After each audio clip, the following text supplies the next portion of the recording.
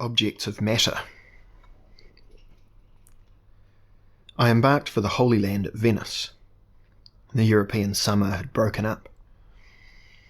For several days there had been rain in the Savoy village where we had been lodging. We had not come direct to Venice from England. There had been 2 cities in Holland that I had been anxious to visit. They were Delft and Amsterdam.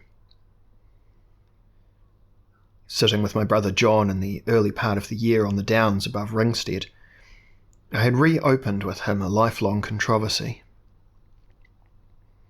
We had come through a grove of elder trees. The mould under their grey, unreliable branches lay naked and exposed, except for a little white fallen flowers, which, like morsels of elfland hail, covered the ground in that blackbird-haunted sanctuary. Already the sun was approaching the horizon near Hardy's monument, when our desultory and happy discourse turned toward our familiar dispute. My brother has always held that the basis of the universe is spiritual. The stout ramparts of matter about us to him seem insubstantial. Life is not, he declares, as it seems. The rude reality that meets our senses is only the appearance of reality. In actual fact, it is, in its essence, an erratic projection of each individual mind. At every turn, the obviously apparent is invalidated. This objective astronomical universe is porous, is susceptible of 1,000 other influences. The nature of things is wilder than most of us suspect. It is likely that the grossest superstitions hit nearer to ultimate truth than the most matter-of-fact explanations. There are whispers of veracity in every religion. The wind, the sea, the sod afford harbourage for 1,000 mysteries. There is more in this visible world than ever meets the eye. All is permeated with the essence of mind. The very grass blades, nay, the very stones outside a rabbit hole, are each of them clamorous with an immaterial but urgent identity. Nothing, in short, is less real than reality. Lying by the side of his beloved form, with his deluded cat-head skull silhouetted against a flock of sheep, I listened to his perverse talk with amazement. The short turf under me was concrete enough. I could count the days of my life. I carried in my head a record of my progenitors. I could myself go to the grave of my father at Montacuti, or my grandfather at Stalbridge, of my great-grandfathers at Achurch. Was not this, in itself, proof of the ordered sequence of matter? How was it possible for life to be as unreal as a dream when it could be checked up in every direction? I made him look at the rounded download opposite. There it stood with its chalk pit, stolid in the light of the evening sun. His evasions appeared to me utterly wilful. It became clear that he had never rid his mind of Plato's canting deceptions, that mouth of mischief. I reminded him of the written records of history. I pointed out how the fragment of time, subject to human cognition, had been testified to again and again on stone and on parchment. With my thoughts full of my last book, I referred to William Barrett's wintering in the ice haven at the end of the 16th century, and to the fact that the rude furniture of his famous shelter had remained in its nest of atomic matter until its discovery practically in our own lifetime. It was but a single apposite proof of an assumption which is confirmed every hour. In practical life, all human beings act upon it. The common conclusions current in any market town are correct conclusions. This consensus of opinion evoked by the evidence of the senses cannot fall very short of what is absolute reality. For all intents and purposes, the world is what it appears to be. The rational sequence of its mysteries is re-established each year by science. The claims of supernatural interference are more and more discredited.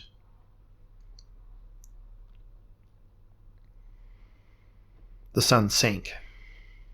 taking from the moment that its rim touched the horizon exactly 3.5 minutes to disappear.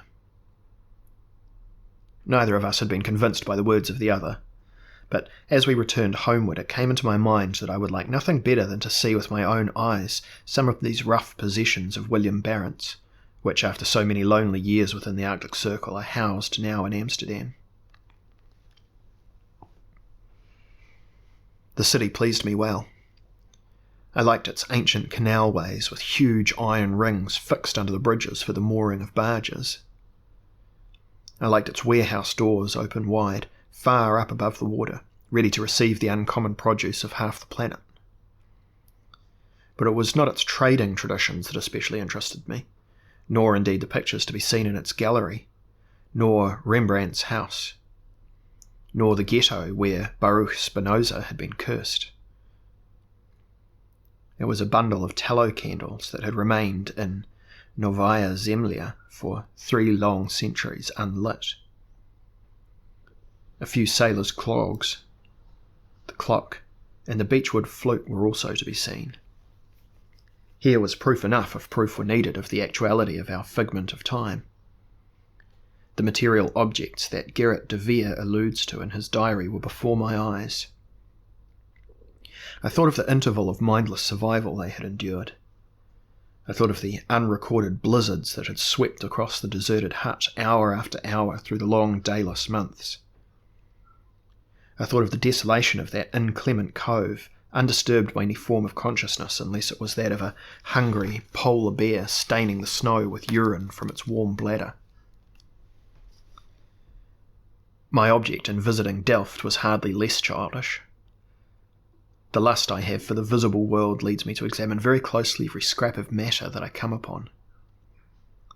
When I see a dead mole on the ground, the inquisitive complexion of my mind will often cause me to scrutinize the white palm of its small hand, so as to assure myself as to the length of its fate line.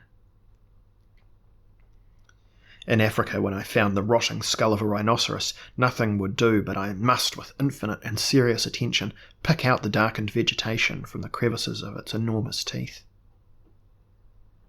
When I see a trout lying on moss in a creel, I always wanted to take it up and smell its silver-scaled pickerel weed odour. In Delft, what I wished to inspect was the hole left in the wall by the Prinsenhof, by the bullet of Balthazar Gerard when he shot down the Prince of Orange. It is a round indent in the plaster outside the dining room, of not more than 1 inch in circumference. Yet of what extraordinary significance! A child with a peg and hammer might have chipped it out on a rainy afternoon, yet the force that made it ended the life of a hero. I saw the silent William riding into Delft with his young wife, the country cart decked with flowers, his position, his vast estates, all lost in his magnanimous venture. With him the idea was what counted, and though he died without a guilder, it mattered not. I like to think of this golden baby born in Dillenburg Castle, in his old age, walking about under the elms of Delft like a quiet, unassuming Dutch burgher. Here was a quick and unaccountable spirit, who, unaided for the sake of meaningless goodness, challenged the old sly cobra of oppression, ambition, and tyranny. Without worldly considerations, he went on his way, an unparalleled pattern for all of us. How beautiful the high trees appeared on the sides of the canals, offering refuge for heavily fluttering Sunday afternoon wood pigeons. I went into the kirk opposite of the Prinsenhof and observed the great Bibles there, set in order for the elders. Bibles very ancient and sprinkled with a kind of buttercup dust. The descendants of the men of the old time pasture, still on the same herbage, I thought. They too derive vigour from these extraordinary pages of savagery and salvation. It was, however, William the Silent's own feldstall that moved me most.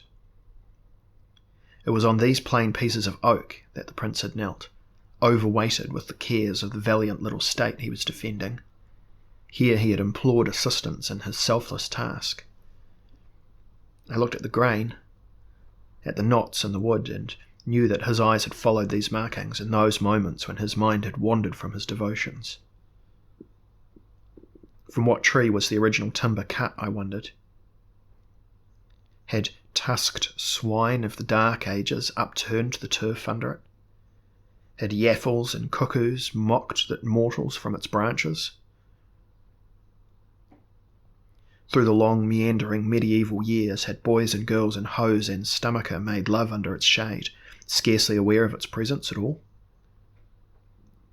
Who could have told as the sap poured through its rough boughs each spring, as its little deft cups fell each October, that out of its wood the praying stool of this princely man would be made? Infinite and of intimate exactness, could we but know it, as the path of every progressive translation prepared for every bundle of atoms. Dead matter, live matter, impassive matter, impassioned matter, who was able to have knowledge of their mute interactions? How the rain drenched down as we climbed onto the steamer after paying the 2 gondoliers who had rowed us to its side. It rained all that night, but I did not care, for well did I know we were steering for the happy halcyon waters of the Levant.